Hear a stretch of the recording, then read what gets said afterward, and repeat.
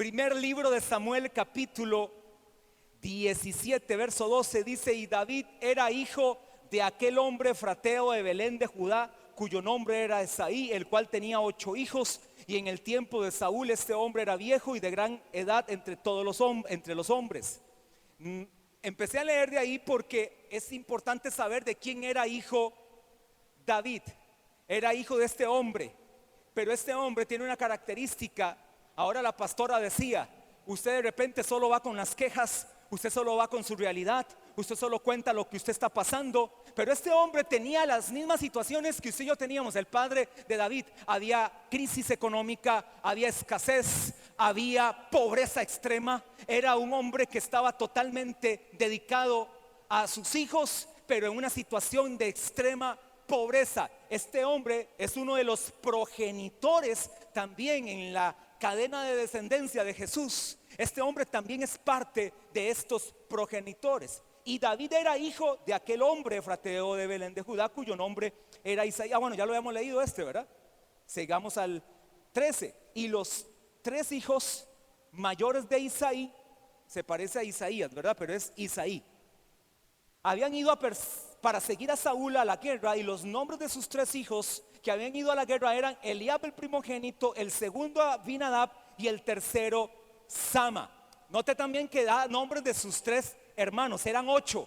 Era un grupo de 8 hermanos y se da el nombre de estos 3. Y por supuesto, al que se le da preeminencia en la cultura judía es al primogénito. El primogénito es al que se le heredaba, era al que se le entregaba toda la responsabilidad. Verso 14, y David era el menor de 8, él era el menor. De repente él es el insignificante, el que nadie da nada por él, al que todo el mundo olvida, al que no se sabe si existe. De hecho, en un momento dado llega Samuel a la casa de Isaí, y a Samuel le cuentan que Isaí tiene hijos, y que de entre esos hijos Dios le dice: entre los hijos de Isaí va a salir el rey de Israel.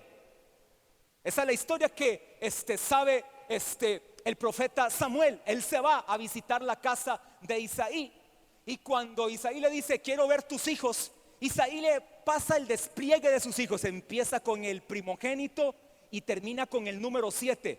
Y dice David: dice Samuel, algo pasa, pero ninguno de estos es. Es más, con el primero Samuel se impresiona. Aminadab creo que es el primero.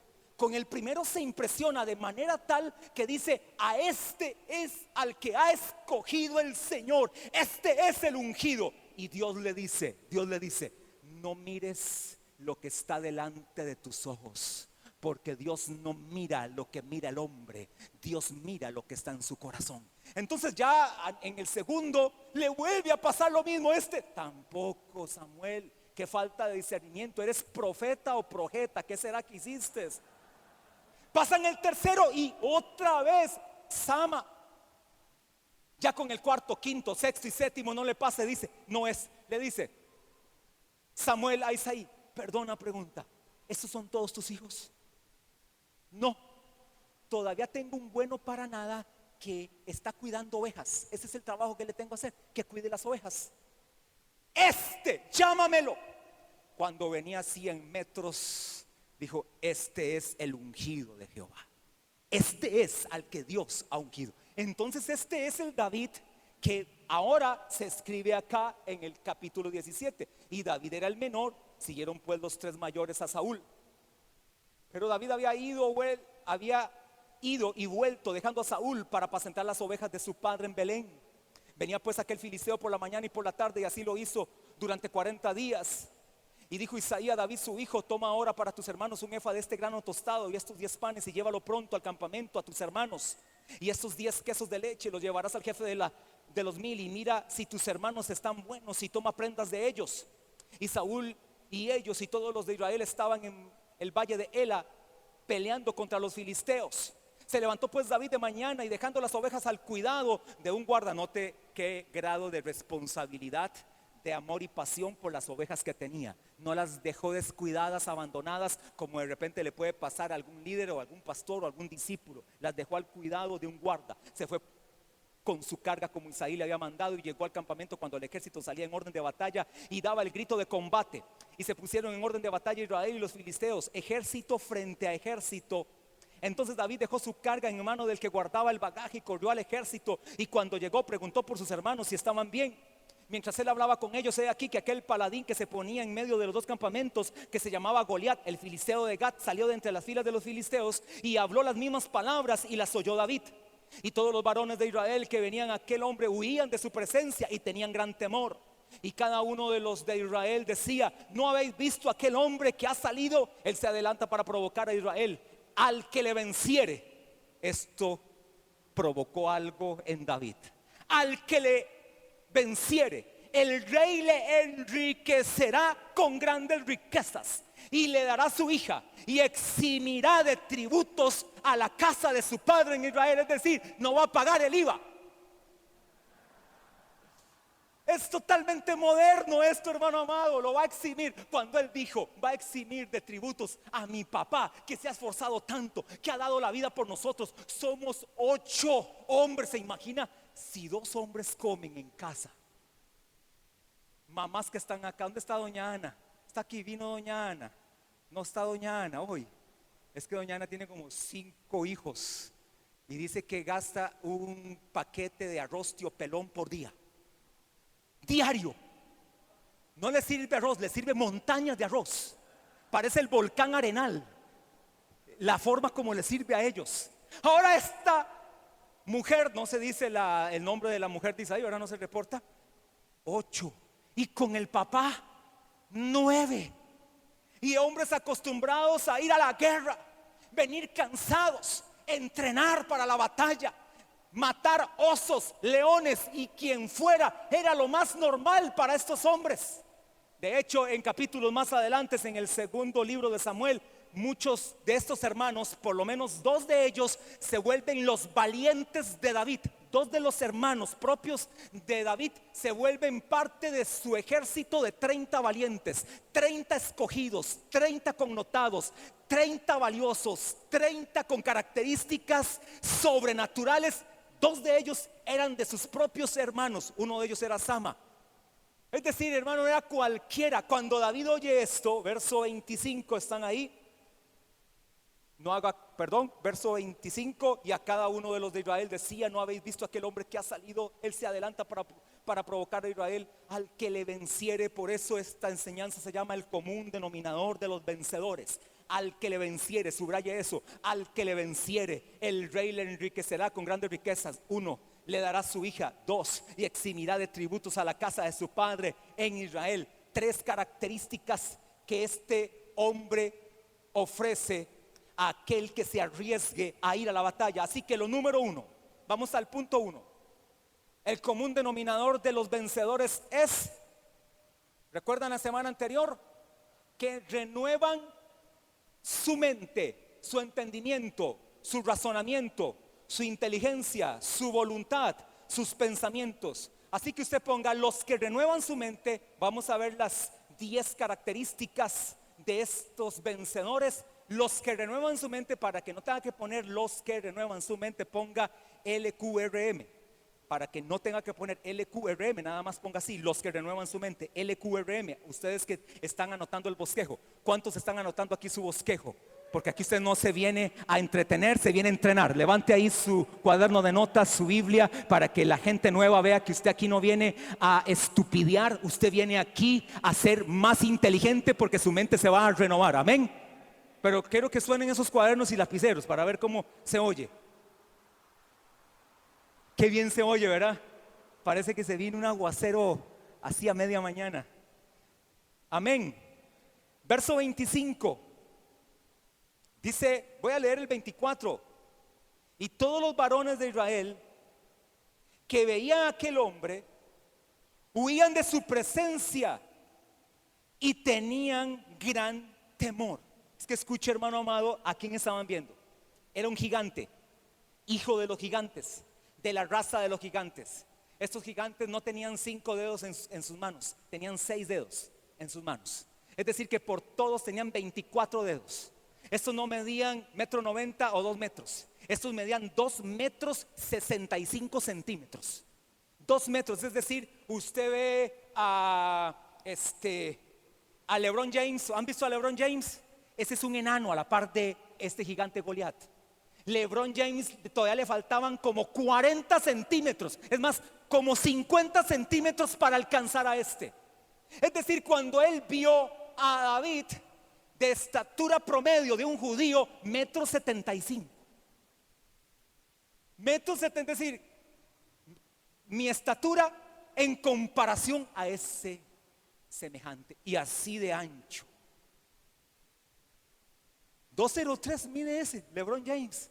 Estos miden, esta medida yo no me la estoy inventando, usted lo va a ver, está en codos y pies, en la Biblia está, la altura promedio de un gigante, ahí está. Sus camas medían 3 metros de largo por 2 metros, era una king size de esas que parecen un ring de boxeo.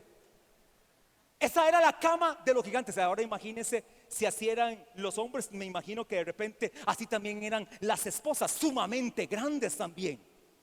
Cuando David ve este gigante y ve que todo el mundo está atemorizado, ve a todo el mundo temblando de miedo, y este hombre nada más está haciendo burla de ellos, se está burlando del pueblo de Israel, montón de cobardes, ustedes no sirven para nada, ustedes siempre sirven para el fracaso, cualquiera los derrota. ¿Quién va a venir contra mí? El que venga contra mí lo voy a aplastar como una cucaracha, porque esos son ustedes, son como cucarachas a mi vista. Oiga, hermano, yo no sé si usted le haría frente a la batalla cuando vea a ese gigante.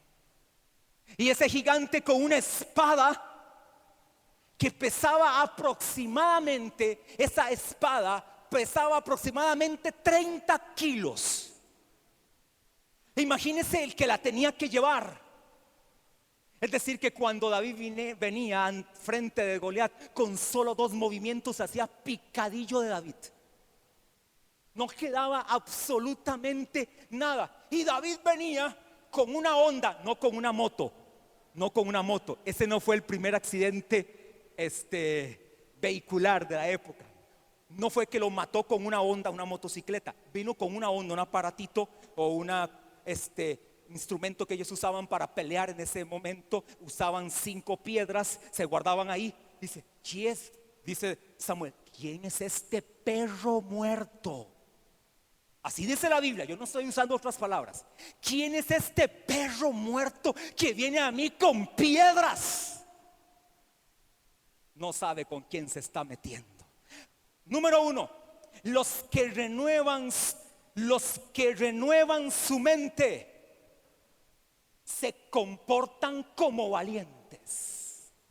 Los que renuevan su mente se comportan como valientes. Verso 24, lo vuelvo a leer, dice: y todos los varones de Israel que veían a aquel hombre huían de su presencia y tenían gran temor. Dígale que está al lado suyo, el problema no es el temor. ¿Cuántos aquí han sentido temor? ¿Alguna vez usted ha sentido temor? Levanten la mano los que han sentido temor alguna vez. Es totalmente normal, somos humanos. Es totalmente normal que usted y yo tengamos temor. El problema no es el temor, el problema es que el temor te venza. Ese es el problema. El problema es que el temor te venza o nos venza. Si el temor nos vence, no hay nada que hacer, hermano amado, la batalla está perdida. Cualquier circunstancia matrimonial, personal, profesional, médica, si el temor te vence, te mueres. Si el temor me vence, me muero. Hay un compañero que fue compañero de colegio de la pastora, ahora es el contador de todo lo que es la red de cuido y el kinder.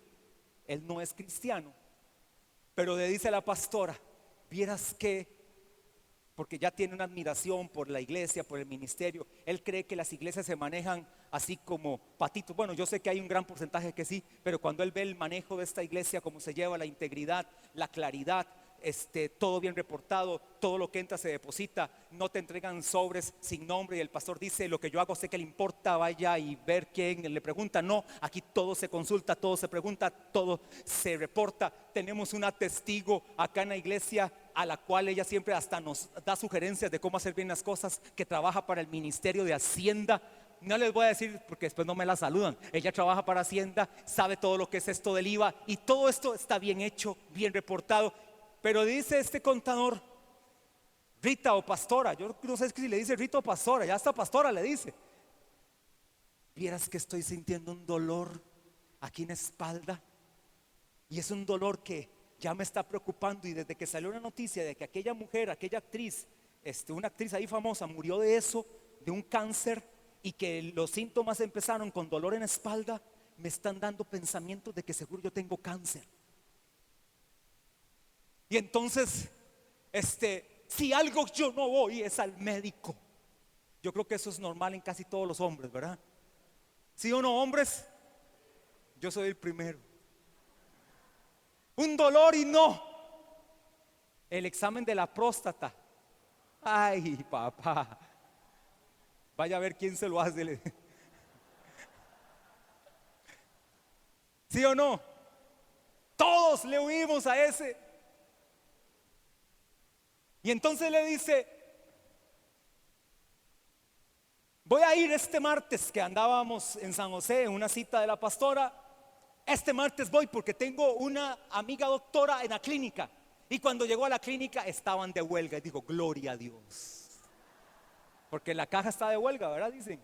Y entonces no lo atendieron. Dice: no, pero ¿sabe qué está pasando? Se está dejando vencer por el temor. Que Dios nos libre de situaciones así, porque de repente este temor nos puede venir a tal grado que podemos perder la batalla y morimos más por la falta de ánimo, que les hablé hace 15 días del ánimo, que por de repente la verdadera situación que está pasando. Porque, hermano amado, si hay un temor, hay alguien que puede ser más grande que el temor, y es el poder de Dios a favor de nosotros. Es la sangre de Cristo que puede fluir para nuestras vidas, para nuestros hijos, para nuestra casa. Tal vez usted dice: mi hijo que está metido en las drogas, mi hijo que está hundido en el licor, ya no tiene arreglo. Le quiero decir que de repente lo que lo tiene ahí es tu gran temor, pero puede ser que cuando venzas ese temor, ese hijo empiece a salir de esa situación. Así que es tiempo de vivir y de ser lo que tú eres en Cristo Jesús. Me van a despedir, me van a despedir. Yo siento algo de Dios que me van a despedir. Yo siento algo que me van a despedir. No sé, me parece. Cuando llegó el lunes, en el escritorio estaba puesta una cartita blanca. Me despidieron. Cuando usted la abrió, era un ascenso, un aumento salarial. Anote esto: el 90% de nuestros temores no existen. El 90%, pregúntale a cualquier psicólogo. ¿Tenemos aquí algún psicólogo, sociólogo, psiquiatra acá en la iglesia? Algunos de los psicos, que a algunos cristianos como que les hacen la cruz, y no, son gente muy valiosa, hasta en la iglesia son muy valiosos. Psicólogos, psiquiatras, sociólogos, ay, no hay ninguno. Bueno, ahí lo consulta. El 90% de los temores nunca existieron. Usted se vio despedido y lo que venía era una promoción para usted. Usted dice: lo perdí, el examen lo perdí, maldita matemática, lo perdí otra vez, lo perdí. Cuando llega, usted no sabe que hubo un milagro de milagros solo porque usted estaba ahí. Hicieron una curva. Usted lo iba a perder definitivamente, sí lo iba a perder. Pero la gracia de Dios hizo una curva a nivel general, que los 5 puntos que a usted le faltaba le dieron el 70 que usted necesitaba. A veces el temor, Dios es tan bueno que aún en medio del temor Él nos saca en victoria. Pero no permitamos que el temor gobierne nuestras vidas. Así que no se preocupe tanto. No se preocupe por eso, porque el 90%, estoy seguro que ayer el 90% de los liguistas estuvieron preocupados. Y por eso perdieron, por la preocupación que vino. Los sapricistas se daban por perdidos. Llegaron desde que venían por la General Cañas, pasaron el peaje y decían: 4-0 nos van a meter. Pero vean, los jugadores se la creyeron, y en uno de sus peores momentos ganaron. Qué dicha, dice por uno por aquí. Se comportan como valientes los que renuevan su mente. Y anote ahí 4 cosas rápidas. La valentía se enciende de varias maneras. ¿Cuántos quieren encender su valentía? Activar su valentía, potencializar su valentía. La valentía es algo que usted y yo tenemos. Y escuche bien, el apóstol Pablo a la valentía le llamó un espíritu con minúscula. La valentía es un espíritu, porque no nos ha dado Dios espíritu de temor. No nos ha dado Dios espíritu de temor, sino que Dios nos ha dado espíritu de valentía, de dominio propio y de poder. Es decir, ustedes y yo tenemos un espíritu de parte de Cristo Jesús en nosotros que nos impulsa a la valentía. Ahora, ¿cómo se enciende, cómo se activa esa valentía que ya está en nosotros? Número 1, cuando representamos a Dios. Cuando usted y yo representamos a Dios, Dios enciende la valentía que ya por derecho legal está en ti. Por derecho legal tú ya eres un valiente, aunque en el espejo veas al más grande cobarde, al más digno de autoconmiseración. Aunque en ese espejo veas a ese, Dios ya te ha puesto como un valiente, porque tienes al valiente dentro tuyo, que es Cristo Jesús. Cuando tú y yo representamos a Dios, la valentía que está en nosotros se activa. Si no me cree, mire lo que dice el primer libro de Reyes, capítulo 18, verso 36.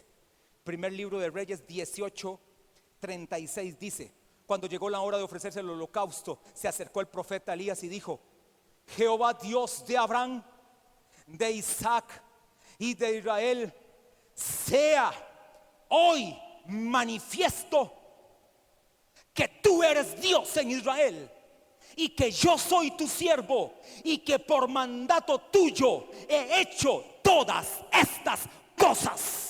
Y al que ha leído Biblia sabe qué fue lo que aconteció. 900 profetas contra un profeta. El profeta Elías los ridiculizó, los avergonzó y los mató ahí mismo, porque representaba a Dios. Cuando tú y yo representamos a Dios, la valentía que está en nosotros se enciende de manera tal que el valiente que está en nosotros se deja ver y nada nos podrá hacer caer, porque el valiente ya está en nosotros. Número 2, cuando tú y yo nos comportamos como valientes, lo número 2 que enciende la valentía es porque estamos dispuestos a resolver, a hacer algo bueno por los demás. Cuando tú resuelves en tu corazón hacer algo bueno por otro, la valentía que está en ti se enciende. Si alguien yo veo, con esto es a mi esposa a veces se echa pleitos ajenos por defender a otros. Es como aquel proverbio que dice que el que toma el perro por las orejas, vaya y tome a un perrito, a un Stanford, o a un Pitbull, o a un Rottweiler por las orejas, a ver qué pasa. Que usted no conozca, va y le acaricia las orejas y se las jala, a ver qué queda de ese acto. Si hay alguien que yo veo con un espíritu de valentía, es a mi esposa. Cuando es asunto de poner la cara por cualquier miembro de la iglesia, del ministerio, de la familia, de quien sea, ella está dispuesta hasta quedar avergonzada, si es el caso, contar de hacerle frente a cualquiera y ante cualquiera a favor de ustedes, como son la iglesia. Impresionante. Por eso es que la valentía entonces nos reviste, porque estamos dispuestos a hacer algo bueno por los demás. Rápidamente, devuélvase 3 capítulos del 17 que estaba en Samuel. Bueno, estaba ahora en Reyes. Váyase otra vez a Samuel 14, primer libro de Samuel 14. Ya casi estoy por terminar. No, según yo iba a ver las 10, y vean, no estoy apenas en la 1 y en las 4 de la 1. Voy a terminar esas 4 por lo menos. Primer libro de Samuel 14, 6. ¿Llegaron? Primer libro de Samuel 14, 6. ¿Están ahí? Dice así. Voy a leer desde acá. 14, 6 para que anote ahí, al 13. Dijo pues Jonatán a su paje de armas. Uy, hermano, este pasaje me encanta, buenísimo. Ahí también hay una enseñanza lindísima, pero no la vamos a ver. Dijo pues Jonatán a su paje de armas: ven, pasemos a la guarnición de estos incircuncisos, quizá haga algo Jehová por nosotros, pues no es difícil para Jehová para Jehová salvar con muchos o con pocos. ¿Cuántos dicen amén? Es decir, a Dios le da lo mismo salvar con uno o con 1,000,000. Para él es exactamente lo mismo. Y su paje de armas le respondió: haz todo lo que tienes en tu corazón. Ve pues, estoy contigo a tu voluntad. Dijo entonces Jonatán: vamos a pasar a esos hombres y nos mostraremos a ellos. Y si nos dijeren así: esperad hasta que lleguemos a vosotros, entonces nos estaremos en nuestro lugar y no subiremos a ellos. Mas si nos dijeren así: subid a nosotros, entonces subiremos, porque Jehová los ha entregado en nuestra mano, y esto nos será por señal. Se mostraron pues ambos a la guarnición de los filisteos, y los filisteos dijeron: he aquí los hebreos que salen de las cavernas donde se habían escondido. Y los hombres de la guarnición respondieron a Jonatán y a su paje de armas y dijeron: subid a nosotros y os haremos saber una cosa. Entonces Jonatán dijo a su paje de armas: sube tras mí, porque Jehová los ha entregado en manos de Israel. Verso 3, y termino esta parte. Y subió Jonatán trepando con sus manos y sus pies, y tras él su paje de armas, y a los que caían delante de Jonatán, su paje de armas que iba tras él los mataba. Por cierto, ese paje de armas, Fura, es tipo del Espíritu Santo de Dios, que siempre va al lado nuestro, que siempre está con nosotros, que camina siempre a favor de nosotros. Lo que quiero hacerle entender aquí es esto: Israel estaba en una agonía total. Saúl, el rey Saúl, padre de este Jonatán, tenía al pueblo de Israel en amargura, en estrecho, en ruina, en caos, en derrota, en hambre. Estaba el pueblo siendo mal dirigido. Dios le da una revelación a Jonatán, le da un sueño, y el sueño es: ve a este lugar y ahí te mostraré lo que tienes que hacer, y ahí tú vas a ganar esta batalla. Porque cuando tú estás dispuesto a hacer algo bueno por otros, Dios te reviste de valentía, de manera tal que serás bendecido tú y será bendecida toda aquella gente por la cual tú estuviste dispuesto a ir a la batalla.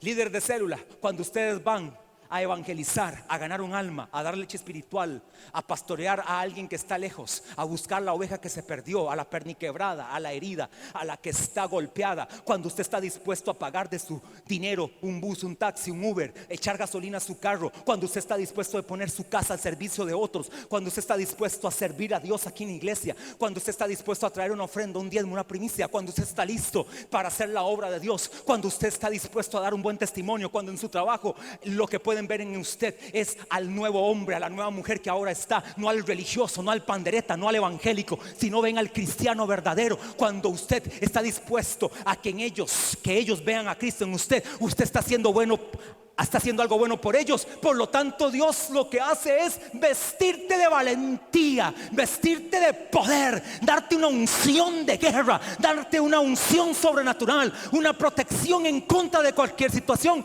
porque has estado dispuesto a hacer algo bueno por otros. Y número 3, cuando tú te comportas como un valiente porque estás renovando tu mente, reconocemos los beneficios personales. Los que se comportan como valientes, número 3, reconocen los beneficios personales. Lo voy a decir como tiene que ser el punto. Los que renuevan su mente, 2 puntos, se comportan como valientes. Y en estos que se comportan como valientes vimos 3 cosas. 1, representamos a Dios. 2, resolvemos hacer algo bueno por los demás. Y 3, reconocemos los beneficios personales. Mire los beneficios personales. Vaya otra vez al primer libro de Samuel 17. Otra vez Samuel 17. Leamos rápidamente y termino 25 al 27. Dice así: y cada uno de los de Israel decía: ¿no habéis visto aquel hombre que ha salido? Él se adelanta para provocar a Israel. Al que le venciere, el rey le enriquecerá con grandes riquezas, y le dará su hija y eximirá de tributos a la casa de su padre en Israel. Entonces habló David a los que estaban junto a él diciendo: ¿qué harán al hombre? Oiga, qué preguntilla la de David, ¿verdad? ¿Qué harán al hombre que venciere a este filisteo y quitare el oprobio de Israel? Porque ¿quién es este filisteo incircunciso para que provoque a los escuadrones del Dios viviente? ¿Hay aquí algún escuadrón que pueda decir que usted está para servir a Dios, y el que venga contra usted está provocando a los escuadrones del Dios viviente? El que se mete con usted no se metió con usted, se metió con Dios. Así que usted y yo representamos a Dios. El que se mete con nosotros le va a ir bien feo, porque tú y yo representamos a Dios. Dele ese aplauso al Señor. Si se lo va a dar, déselo al Señor. Así es. Y cierra. Y el pueblo le respondió las mismas palabras, diciendo: así se hará al hombre que le venciere. ¿Qué es lo que se le hará? Lo del verso 25. Se le va a eximir de todos los tributos. Será totalmente ahora prosperado en todas las cosas, es decir, financieramente va a quedar muy bendecido. Y en Israel será una persona de renombre. Este David, oiga, habían miles, entre esos sus dos hermanos, sus tres hermanos estaban en la batalla. Entre esos estaba el mismo rey y nadie quiso ir a la batalla. Solo uno, que nadie daba un 5 por él, estuvo dispuesto a pelear las batallas del Señor.